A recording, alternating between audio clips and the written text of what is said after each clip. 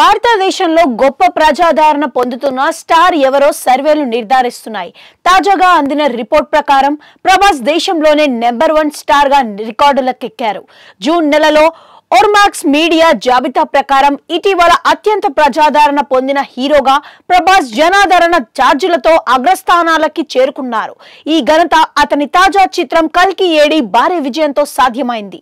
ప్రభాస్ 2024 మే నెలలోనూ అగ్రస్థానంలో ఉన్నారు. తాజా జాబితాలో ఆధిపత్యాన్ని కొనసాగిస్తున్నాడు. ఈ జాబితాలో బాలీవుడ్ సూపర్ స్టార్ షారూక్ ఖాన్ 2వ స్థానంలో ఉన్నాడు. తాజా ర్యాంకింగ్స్ లో అల్లు అర్జున్, ఎన్టీఆర్ వరుసగా 4-5 స్థానాల్లో ఉండగా రామ్ చరణ్ 9వ స్థానంలో ఉన్నాడు. కథానాయికల్లో ఆలియా భట్ అగ్రస్థానంలో ఉండగా సమంత, రుత్ ప్రభు, దీపికా పదుకొనే తర్వాతి స్థానంలో ఉన్నారు. తాజా రిపోర్ట్ ప్రజల్లో ప్రభాస్ విస్తృత ఆకర్షణ ప్రభావాన్ని ఎలివేట్ చేస్తుంది.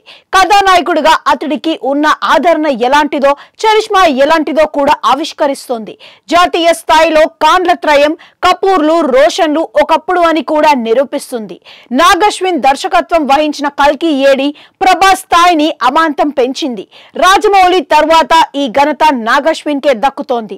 రాజమౌళి తర్వాత ప్రభాస్ ఎంపిక చేసుకున్న బెస్ట్ డైరెక్టర్ కూడా నాగశ్విన్ అనే చెప్పాలి. మధ్యలో ప్రశాంత్ నీల్ కూడా సలార్తో అతడి స్థాయిని పెంచాడు.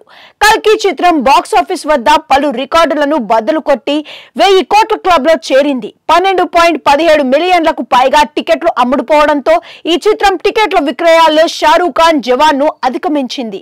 కల్కి చిత్రం పెద్ద సంఖ్యలో ప్రేక్షకులను ఆకర్షిస్తుంది.